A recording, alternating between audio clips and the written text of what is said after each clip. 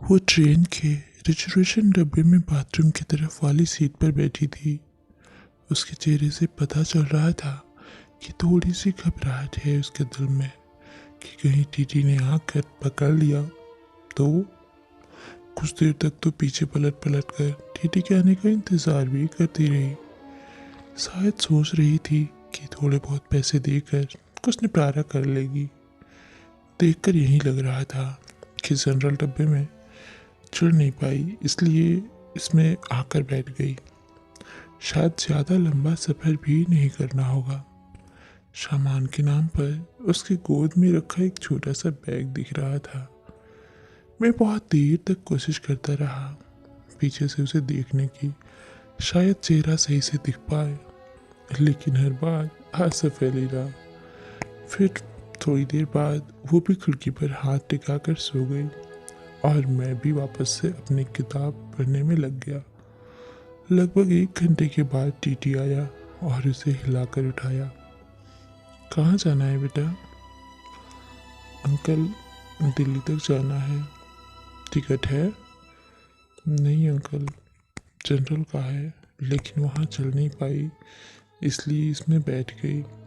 अच्छा, 300 रुपये का पेनाल्टी बनेगा।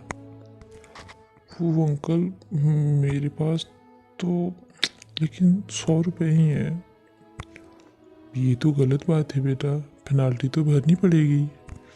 सॉरी अंकल, मैं अगले स्टेशन पर जनरल में चली जाऊंगी। मेरे पास सच में पैसे नहीं हैं, कुछ परेशानी आ गई इसलिए जल्दबाजी में घर से निकल आई और ज़्यादा पैसे रखना भूल गई। बोलते बोलते वो लड़की रोने लगी। टीटी उसे माफ़ किया और 100 रुपये में उसे दिल्ली तक उस डब्बे में बैठने की परमिशन दे दी। टीटी के जाते ही उसने अपने आंसू पोंछे और इधर उधर देखा कि कहीं कोई देखकर हंस तो नहीं रहा। थोड़ी देर बाद उसने किसी को फ़ोन लगाया और कहा कि उसके पास बिल्कुल भी पैसे नहीं बचे हैं। दिल्ली स्टेशन पर कुछ जुगाड़ करा के उसके लिए पैसे भिजा दे, वरना वो समय पर गांव नहीं पहुंच पाएगी। मेरे मन में उथल पुथल हो रही थी। न जाने क्यों उसकी मासूमियत देखकर उसकी तरफ खिंचाव सा महसूस कर रहा था।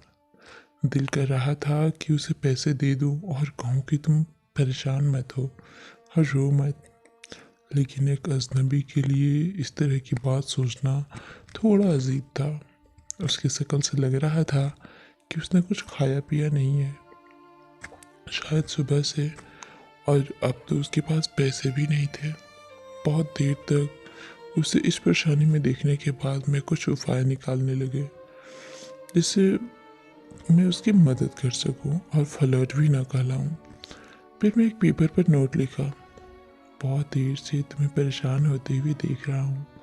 जानता हूँ कि एक अजनबी हम उम्र लड़के का इस तरह तुम्हें नोट भेजना अजीब भी होगा और शायद तुम्हारी नज़रों में गलत भी, लेकिन तुम्हें इस तरह परेशान देखकर मुझे बेचैनी हो रही है, इसलिए यह 500 रुपये दे रहा हूँ।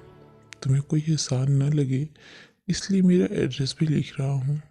जब तुम्हें सही लगे मेरे एड्रेस पर पैसे वापस भेज सकती हो।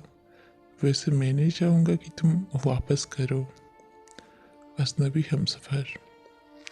एक चाय वाले के हाथों उसे वो नोट देने को कहा और चाय वाले को मना किया कि उसे ना बताए कि वो नोट मैंने उसे भेजा है। नोट मिलते ही उसने 2-3 बार पीछे पलट कर देखा कि कोई उसकी तरफ देखता हुआ नजर आए तो उसे पता लग जाएगा कि किसने भेजा, लेकिन मैं तो नोट भेजने के बाद ही मुंह पर चादर डालकर लेट गया था। थोड़ी देर बाद चादर का कोना हटाकर देखा तो उसके चेहरे पर मुस्कुराहट महसूस की। लगा जैसे कई सालों से इस एक मुस्कुराहट का इंतज़ार था। उसकी आंखों की चमक ने मेरे दिल के उस के हाथों में जाकर थमा दिया। फिर चादर का कोना हटा हटाकर थोड़ी देर में उसे देखकर जैसे सांस ले रहा था मैं। पता ही नहीं चला कि कब आँख लग गई। जब आँख खुली तो वो वहाँ नहीं थी। ट्रेन दिल्ली स्टेशन पर ही रुकी थी और उस सीट पर एक छोटा सा नोट रखा था। मैं झटपट मेरी सीट से उतरकर उसे उठा लिया और उस पर लिखा था, थैंक यू मेरे अजनबी हमसफ़र, आपका यह एहसान मैं ज़िंदगी भर नहीं भूलूंगी। मेरी माँ आज मुझे छोड़कर चली गई है। घर में मेरे अलावा और कोई नहीं है, इसलिए आनन फानन में मैं घर जा रही हूँ। आज आपके इन पैसों से मैं अपनी माँ को शमशान जाने से पहले एक बार देख पाऊंगी। उनकी बीमारी की वजह से उनकी मौत के बाद उन्हें ज़्यादा देर घर में नहीं रखा जा सकता।